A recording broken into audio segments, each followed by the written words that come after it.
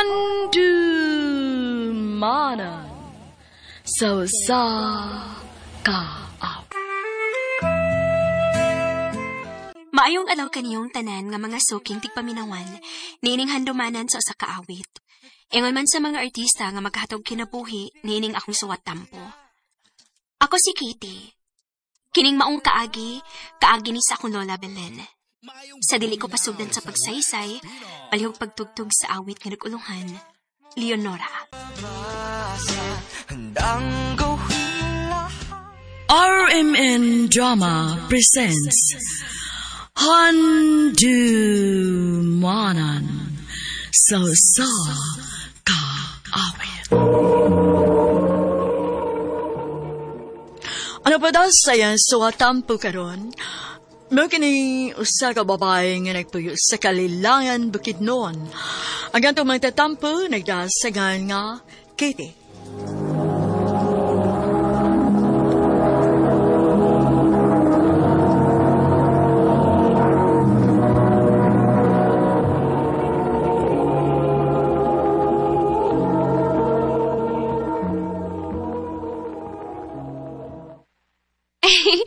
Happy 93rd birthday, Lola Belen!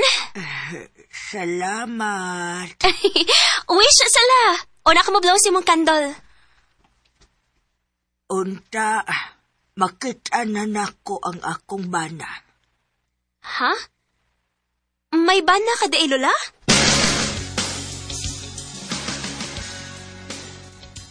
Sawa pa mamatay si mama, nga maugyo'y lula ni mo. Gitugo na niya na ko si Tia Bilin nga dili pasagdan. Karon pa mako mahibaw pa nga naminyo din as Lola Belen? Oo. Naminyo daw na siya pero wa sila'y anak.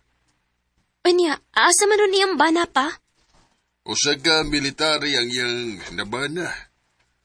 Ug sa dihang pag World War II, nagkabuwag sila. Mga isulti ni mama na ko nga isuo ni Lola Bilin mo. O mao ko nung wa na siya maminyog balik, tungod kay nagpaabot pagyapon siya siyang bana. Mao ba pa? Kaluoy sa ni Lola Belen, uy.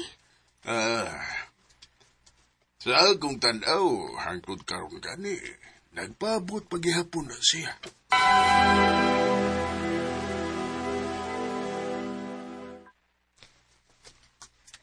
La, okay ra mangutana?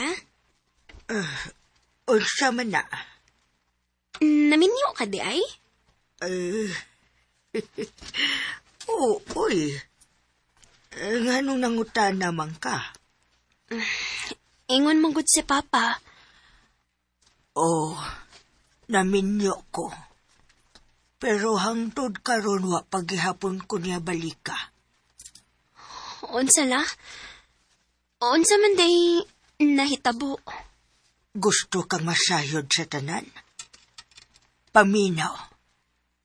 Kay sugdan ako sa dihang una ming nagkaila.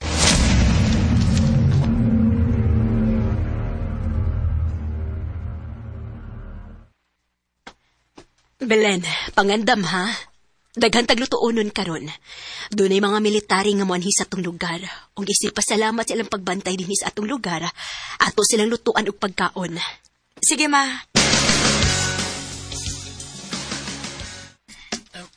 Mga sir, kaon na gid mong maayo ha. Uy, salamat. Ganahan sa tamong kaon ini kay gwapa naghartos pagkaon. Hi miss. Usay pangalan mo? Belen sir. Ako na si Crisanto. Unsa? Makigminyo ka sa lalaki nga bag-o pa lang nimong gikaila? Ma, mahal na mo ang usag-usa. Pero Belen, bag-o ra kaayo mong nagkaila. Ma, please. Pasagdi na lang gud ko. Pasagdi lang anak ni mo eh. Total, naalam mo na sa hostong edad. Salamat pa. Nahala, bahala ka. Total, dako naman ka. Salamat, ma.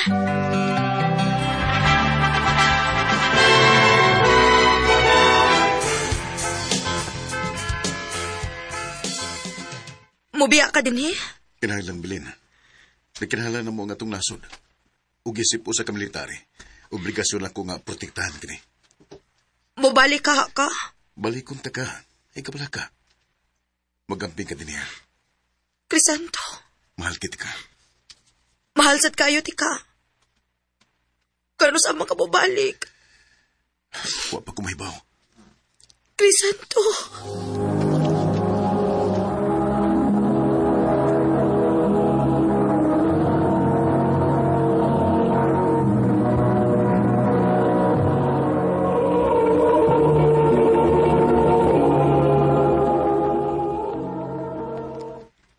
Nganong wa man nimo sugtas Arturo? Ma, may bana na ko. Bana? Unya asa naman ron? Nagtuo kang mo balik pa to nimo. Why siguro patay na to? Ma, O kung buhi man, unta ni balik na siya nimo dinhi. Hagbay rang nahuman ang kagubot Belen. Pero why Crisanto nga ni patimaw dinhi? ma, Nak, ang gusto lang nako nga dili na kamulaom sa waha. Masakitan kong magsudong nimo nga nagpaabot kas tao nga dili na mo balik nimo. ma, Papaso ti kas imong magkuwang. Adto ka dito puyo uban niya. Aron malimtan na to nimo Crisanto.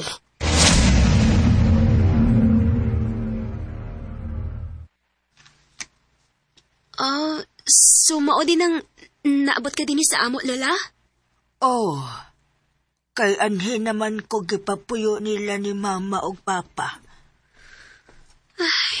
Pagkuul sa paminahon sa imong kaakila, oy. Hangtod ba karon la? Nagpaabot gihapon kaniya?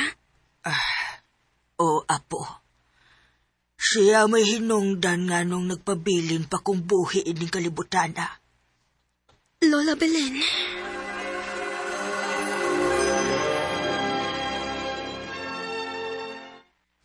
Isuda na, bibi. Asam ni tao na ito pangitao ng bana sa mong lulaw, eh. Huwag gani siguro ba sa'yo patay na to? Wa ko'y labot kung patay naman kani siya. Bisan matultulan lang nato ang iyang lubong, okay na. At least muho nung naspagunahon na si Lola niya og matubag ng iyang mga pangutana. Kitty. Pero lagi, kuan ba? Asam na to siya pangitaon? Di ba nakasulti ka na ko sa una nga military po rin yung mga apuhan? Oh. Matod ni Lola Belen. O sa kamilitary si Lolo Crisanto. Crisanto? O, Crisanto ko na ang pangan siyang bana. Sigurado ka? Huh? Crisanto ang pangan sa banas imong lula? Kuan? Crisanto sa di ang pangan sa akong lulo nga namatay na. Tinuod ka? Lagi. Dali. Ato sa mo na. Si Mama atong pangutan unbay na na.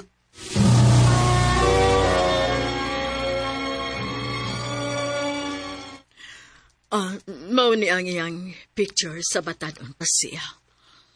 Unta na sayo ako sa kong pagtuo. Pwede ba ko makahuam ani nga picture, tita? O ako lang ipakita ni Lola Belen? Sige, Katie. Why problema? Salamat, tita.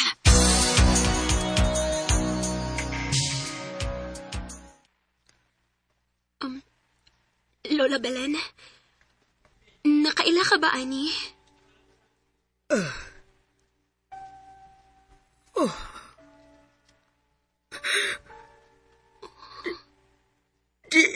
Di mo makuha. Anong naakaan ni? Kinuha ko. Dili.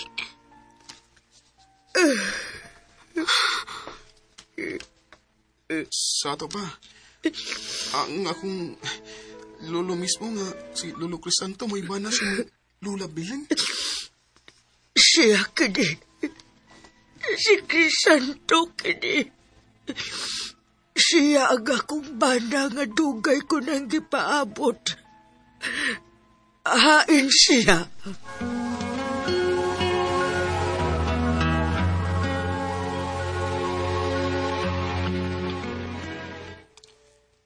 Tuig 1987, namatay si Lolo Crisanto. Wa pa ko natawa na. O kanang tapad siyang lubong, mauna nga kong Lula Lucinda, ang iyang asawa. Taas ka panahon na nga kung gipaabot ka mubalik ka. Maudi ay wa na ka mubalik. Tungod kinaminyo ka na di ay lain. Lola Belen. Salamat. Karon, natubag na ang akong pangutana kung anong wagid ko di mo balik ka. Lola Belen.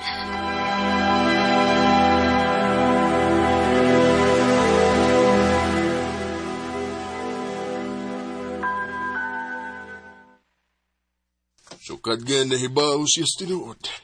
Nagkaanam na mo si Kaluya, uy. Maorag itingali yung gipaabot pa.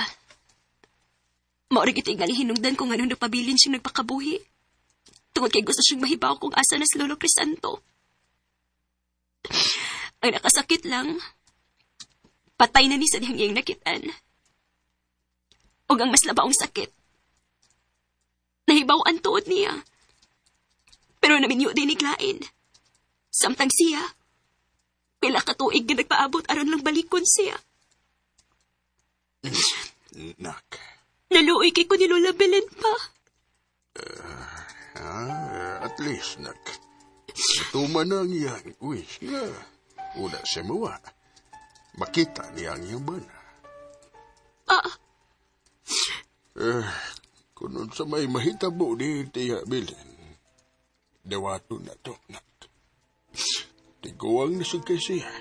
O gangay lang nga makapahuway na siya. Tungalay ko ngara. Wa magdugay og gikuha na gid si Lola Belen sa labang makagagahom. Umoy akong pagsabot nga agason kung ano napabilin siya sa pagpakabuhi sud sa taas nga panahon. Tungod sa usa ka lalaki nga nisaad niyang balikon siya. Way klaro nga istorya kung giunsa nga naminyo og balik si Lolo Crisanto, nga minyo naman unta siya ni Lola Belen.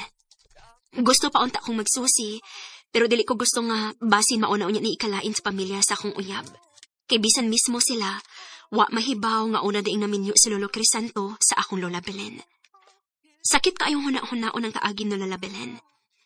Pero pasalamat ra sad ko sa Ginoo nga iya kong gigiyahan aron matuman ko ang pangandoy ni Lola Belen nga makita niyang iyang bana.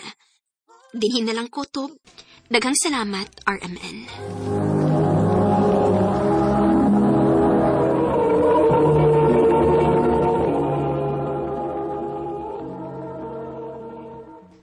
Mao kito mga higalang suwag tampo ni Katie nga taga Kalilangan Bukidnon. Uban sa awit ngayong gipanghayo. Awit nga nagulahan, Leonora. Ang mga kaagi gibuhatan na doon sa radyo ni Jelly Haka, gabos sa direksyon ni Priscilla Recanas. Kamuusap mga higala at mga sukin di paminaw, kinasing-kasing kong gidapit sa papada, sa inyong nakalenlaing kaagi sa kinabuhi nga naglibot sa kaawit. I-address lang ni ining tulumanon, handumanan sa kawit care of RMN Production Center Studio, 3rd floor, Jose R. Martinez Building, Osmeña Boulevard, Cebu City. O baka ipada sa Handumanan Official Facebook page. Hanggang sa sunod kayon, daghang salamat sa inyong pagpamina.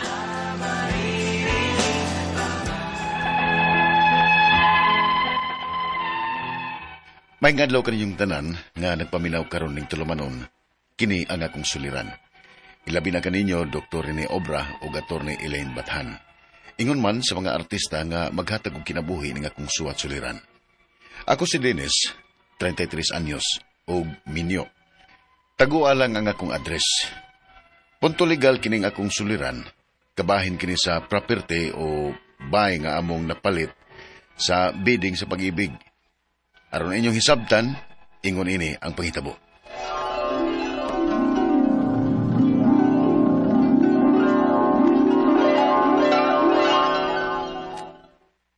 Ako pa ninyo kanang inyong iabang dinhi. Inyo na lang na ipalit og bahay para naamoy matawag nga inyo gyud. Kamay pa kami natigo maoy. Kuwangon pa. Suwayo lang gud ninyo ang pag-ibig. Naaman na sila'y auction nga mga bahay. Dili lang hinuon brand new ang bahay, pero at least inyo na gyud, no, di ba? Masin pa di ay. Ikaw dong, unsa mahitan ani mo? Oh, tanaw lang day. Pwede na to suwayan, basin pa day og makaya sa atong bisita sa nga kwarta.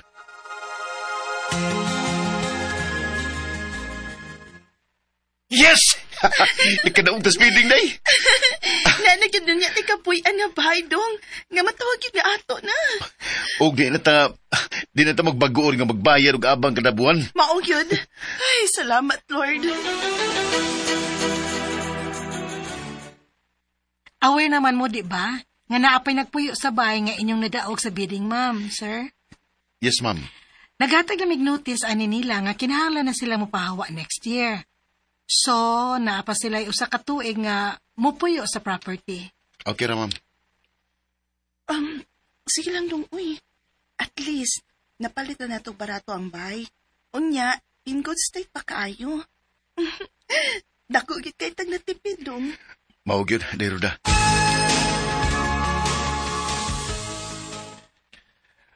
Patanawa ko nung picture sa bahay nga inyo napalit sa bidding dong. Oh, naranoy ay.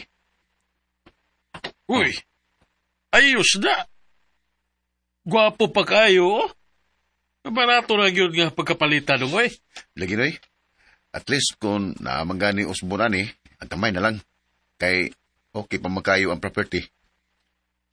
Mailhan na nga maayo matiman ang tagyan ng baya. Lagi noy. Ya, kano sa mo mamalhin diha? Next year na Paningkamutan na mong Ruda nga makabalhin namin next year before magpasko. Pinahan mi nga ani na mo i-celebrate ang Pasko ug New Year. Okay kayo dong.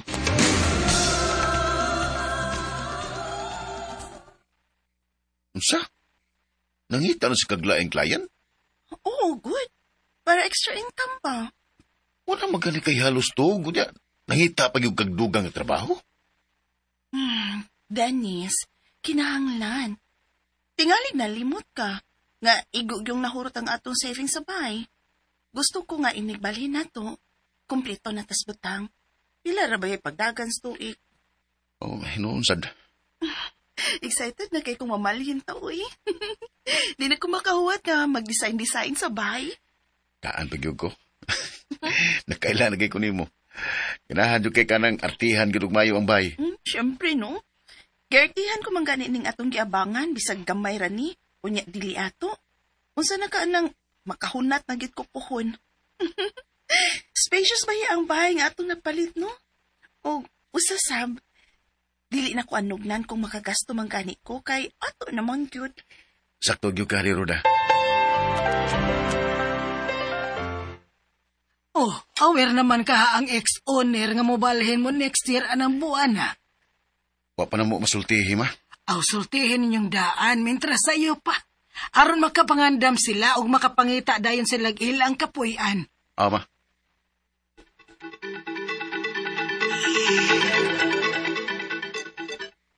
Kung ako lang dong, mas mahay tingali nga 2 months before December, makabali na ta.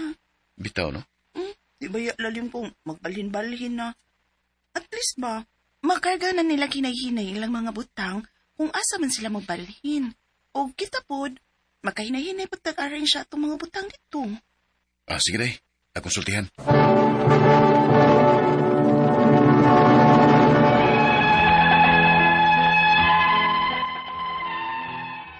Ang kono nako, na-excite yun may nga malagtiayon nga mubalhin na sa bahay nga mong napalit. Kuman sa pila ka tuig nga sige na mong pangabang. Gikontak na mo ang ex-owner bahin sa among plano nga kunon sa ming buwan nga mupuyo na gyud sa property. Wara masay libog kay ni okay man. Pero sa diyang hapit na ang buwan nga among gikasabutan, nihangyo man. Unya. Unsa? Pero dong, maayo na ba yan natong pagkasabot nga ng buwan na mubalhin na ta? Maulagi day. Pero nihangyo lagi nga kung pwede ba kuno next month na lang. Kay aton lang kuno sila mag-celebrate sa Pasko ug New Year. Ay, di sana pwede, uy. Kita na may tagihan ng baya, unya kita na mag-adjust para nila. Mao man bitaw nga mobalhin ta ng buwana kay gusto ko adto ta mag-celebrate sa Pasko ug New Year. Kalma lang, good, kalma lang. Sige lang, kaya akong istoryahon ba na. Ang sabot. Libre na gani ilang usa ka tuig nga pagpuyo, ana, unya, muhangyo pa yun sila. Kung buto naon ba yan, no? Sukad nga napalit na natong baya, dapat untawa na sila diha, uy. Pero kay lagi nakasabot ang sitwasyon, maong mi consider ta. Di lang po magpalabig abusar ba? Pero da.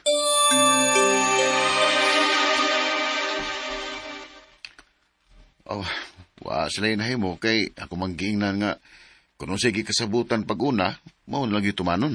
Unya? Pero mura pag nasuko. Bisan sa cellphone rami nagkastorya, mailhan mo ginako nga nasuko ang yung tingog. Kaya wag niya. Bahala sila, uy. Di sila makabuot sa itong desisyon, no? Kaya wala na sila katungod sa property. Kita na mo itag-iya dito. Unya, sa matang pitsahan mo balhin dito.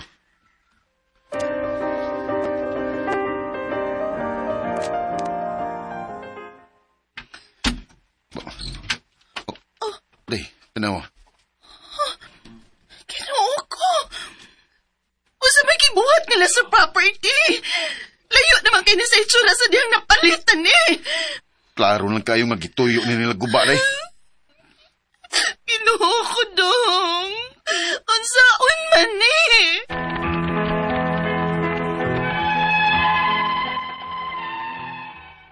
Grabe ang paghilak sa kong asawa sa dihang nakita na mo ang property.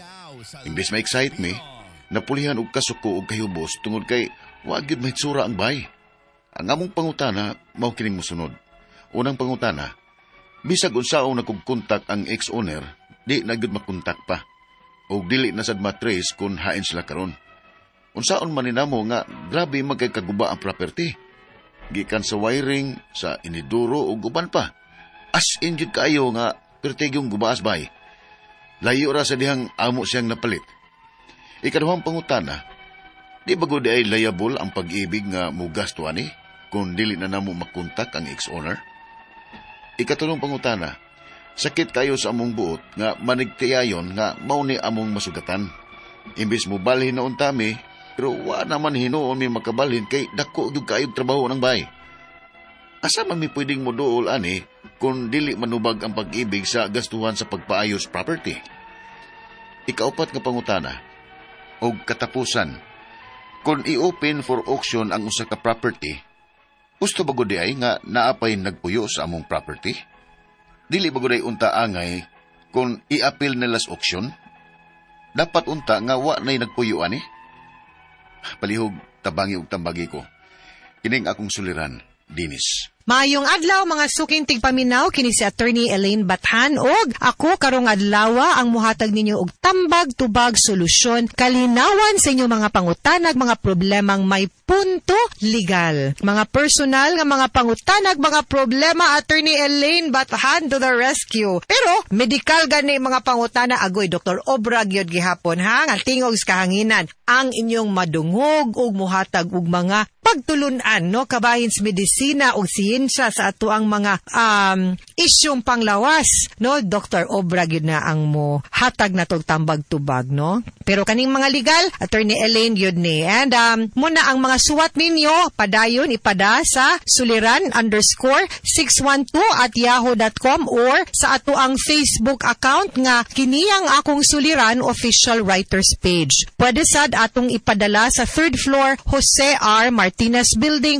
Osmeña Boulevard, Cebu City. Lain-lain gyud og klase-klaseng pamaagi mo na importante kumpleto ang mga detalye hinungdan sinugdanan anang inyong mga pangutana og mga problema. Guys, ang ato ang letter sender karong adlaw be di man ni ipasulti ang address, so di gid ako isulti, sorry. Pero tawagan na to siyang pangalan nga Dennis. 33 years old, minyo si Dennis, na ay property ug balay, kay kaning bidding sa pag-ibig, kay kana ganing mga marimati sa pag-ibig, no? Kay wala na nakabayad.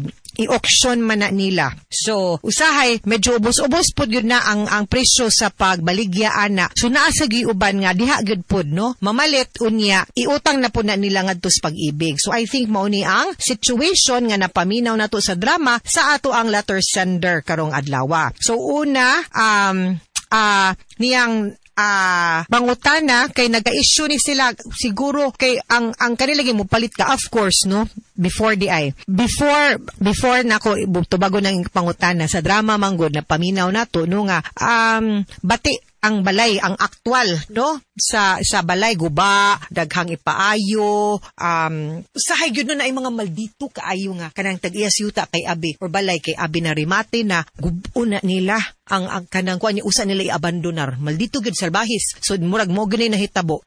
Unang pangutana, bisag unsaon kuno niya contact ang previous owner, dili na gyud makontak pa, ug di na sad matrace kung hain sila karon, unsaon man ninamo nga grabe man kaayo kaguba ang property, gikan sa wiring, sa inidoro ug uban pa. As in guba gyud kaayo ang sud sa balay. Layo ra sa dihang amo siyang gipalit. Naaman ay record ang Pag-ibig, no? Actually mo gyud na wa ko natingala aning imong pangutana Dennis kay mo gyud na usual sa mga taong way batasan, no? Nga kamo pay wa kabayad, kamo pay nangutang wa kabayad, inyo pa jung giguba. Gituyo mo man na sila kay usahay ila man ang pangwaon pud ang mga butang didto. Pero actually ang Pag-ibig po ni warning biya po na sila ninyo about it, no? So I don't know unsay arrangement ninyo ana with Pag-ibig, pero pwede siguro mo magpatabang with Pag-ibig nga kung narimati na before, dapat na ang posesyon sa Pag-ibig. So maybe you can try to talk sa Pag-ibig first, and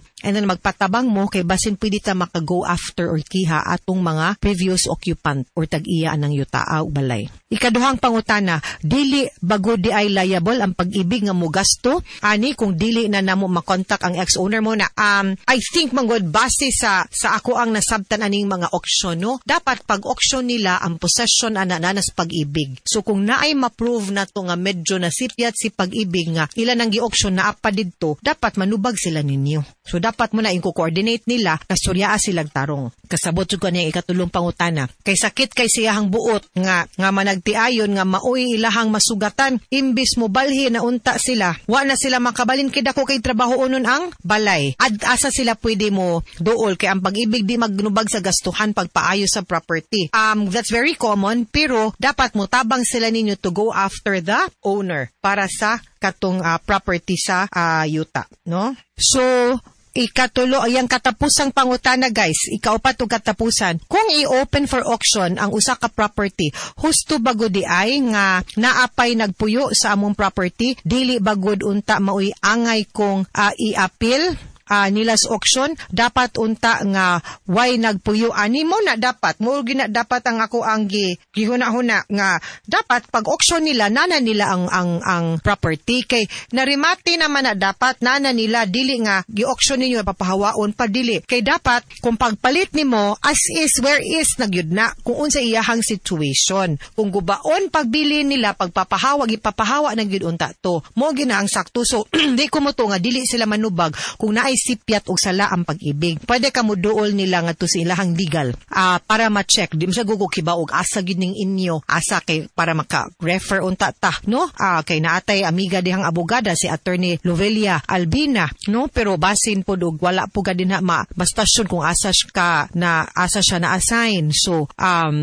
siguro duol lang yun ka dito sa legal department nila para mapacheck kay akong pagsabot gud ana kung ma-auction na gani na for auction na gani ang property na remate nakuha na sa Pag-ibig ang posesyon, wa na nagpuyo din ha. Pag-announce nila nga for sale ang property, wa na nay tawo din ha. Ang gagwardya ana ipadlakan na sa Pag-ibig, dili nga napay tawo para kung unsay kahimtang niya pag-offer nila for auction o pagbaligya, maugyod ang inyo nga pong maabtan inig move-in ninyo or inig ka-award ana ngadto sa inyo. Muna ako nasabtan guys ha. Mga sukintig paminaw, hinaot unta nga namoy nakutlo na pagtulunan karong adlaw. Kini si Attorney Elaine Bathan. Daghan kayong salamat sa inyong pagpaminaw sa atong tulumanon. Hangtod sa sunod nga sugilanon din higapon sa tuwang programa. Kini ang akong suliran gikan sa RMN Production Center, Radyo Man Nationwide. Tatak RMN, daghang salamat og maayong adlaw.